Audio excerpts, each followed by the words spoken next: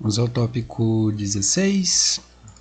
Verificar o tempo de inatividade usado em logoff automático, né? Um logoff compulsório. Esse tempo, aonde que eu tive um problema com isso? Às vezes a gente deixa o sistema aberto e vai corrigindo, né, as avaliações e lançando, corrigindo e lançando, corrigindo e lançando.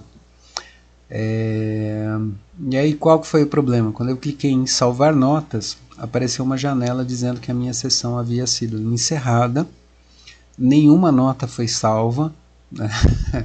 nenhuma, né? E eu precisei abrir todas as avaliações, uma de cada vez, e lançar tudo uma segunda vez. Eu não preciso nem dizer, né, que esse ano a gente esteve incrivelmente sobrecarregado, então pior experiência impossível, né? O sistema gerou um retrabalho de bastante tempo num ano já bastante complicado.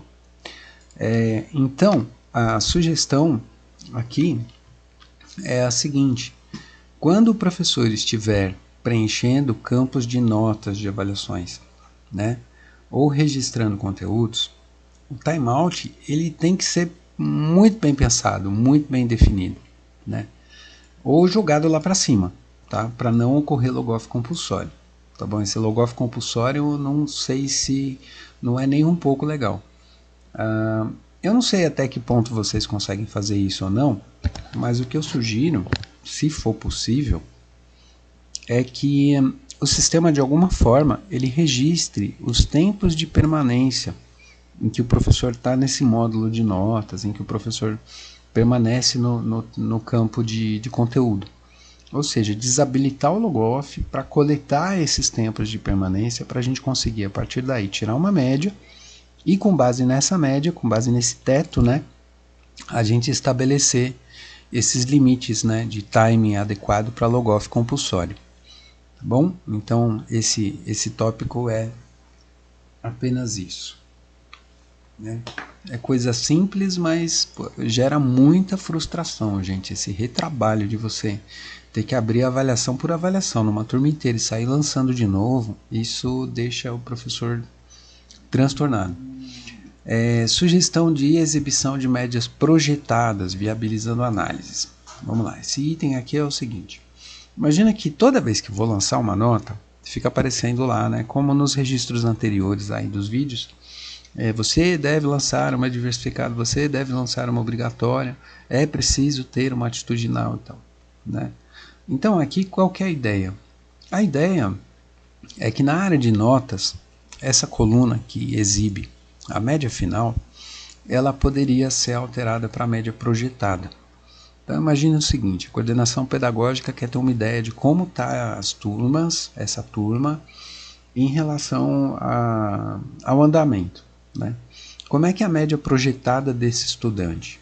Né? A orientação educacional está recebendo um pai, uma mãe, está numa reunião com os pais, os responsáveis, e quer dar uma olhada na situação do aluno, né? O que ele vai ver lá, né? Então ele vai ver uma média que não corresponde, porque é uma média de peso 7, vai de 0 a 3,5, né? Então até para você analisar, se você está lá conversando com o pai, você fala assim: olha, de 0 a 3,5 o teu filho está com 1,5, né? Então isso complica um pouco essa situação de análise. Então minha sugestão é que a média final, ou a média trimestral, né, média trimestral, média semestral, média final, ela seja alterada para a média projetada. Como que funcionaria essa média projetada? Ela vai funcionar com base nas atividades lançadas até o momento.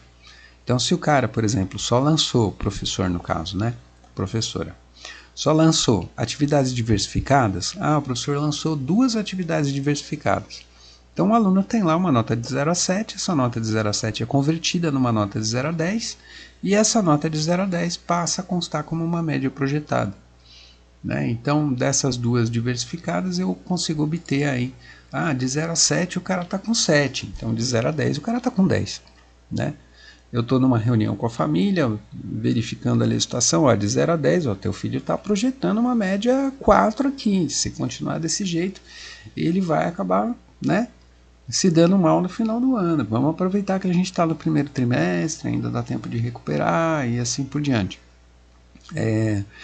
Os professores, especificamente, eles podem ter uma avaliação de desempenho global na sua disciplina ou no curso, né, a qualquer tempo, utilizando a média projetada. Uma situação muito comum, por exemplo, no design, tá? A gente fazer o pré-conselho do módulo.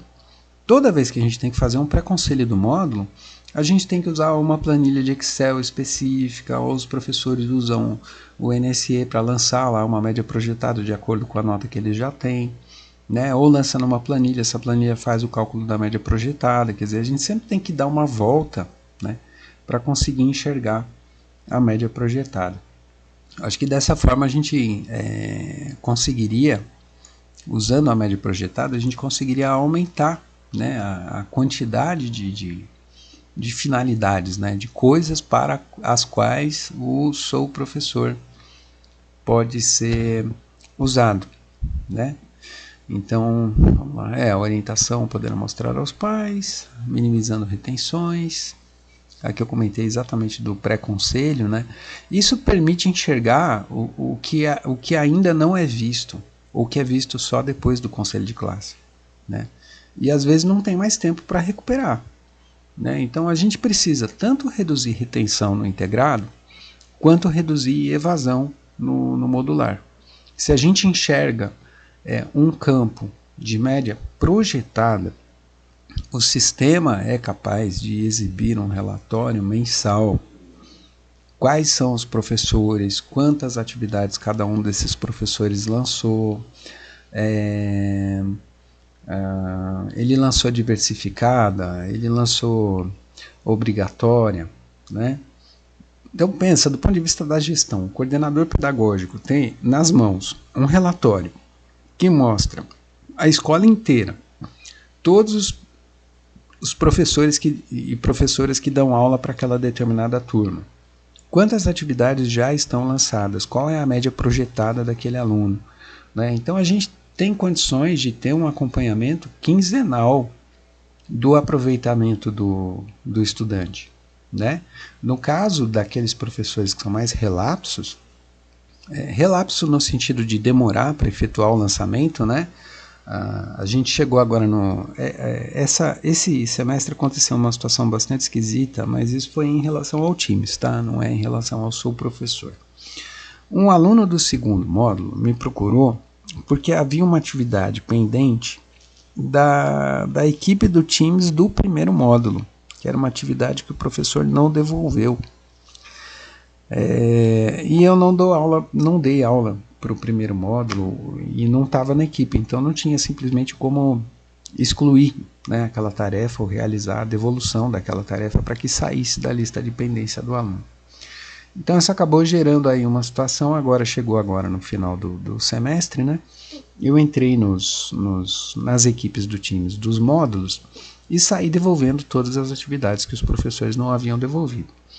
Eles deram a devolutiva de quem fez a atividade, por exemplo, mas quem não fez a atividade estava lá em branco sem a devolutiva.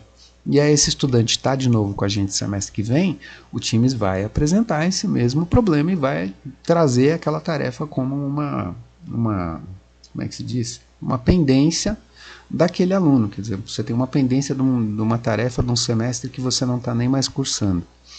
Isso acabou me dando a visão de que muitos professores deram a devolutiva só para estudantes que fizeram, ou simplesmente não deram devolutivas. Teve casos no integrado, por exemplo, que eu devolvi tarefas de fevereiro. Então, quando eu falo professores mais relapsos, é professores que não estão dando devolutiva, professores que, enfim, né, demoram para lançar, deixa para lançar essas notas na semana do conselho de classe. Quando falta uma semana, ele vai fazer o quadro de fechamento. E aí é evidente que a gente vai ter problema. Né? No conselho do Belval, por exemplo, a gente teve um problema. Um dos professores pulou um aluno na lista e isso prejudicou o andamento de todo o conselho de classe. Então vamos imaginar que o seu professor consegue gerar um relatório quinzenal para a gestão pedagógica, mostrando né? Os professores da turma, quantas atividades estão lançadas, qual que é a média projetada daquela turma. Esse relatório vai para a orientação educacional.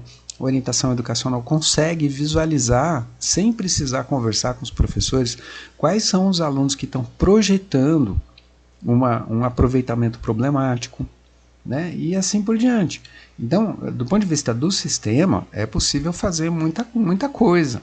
Você não precisa trabalhar uma média projetada com base em todas as disciplinas. Você trabalha uma média projetada com base nas disciplinas que já lançaram atividades, né? A coordenação pedagógica e a direção pedagógica tem condições de chamar o professor e falar: professor, a gente está em abril, você ainda não fez o lançamento de diversificada, né? Tá tudo bem? Você está precisando de ajuda com essa avaliação, né?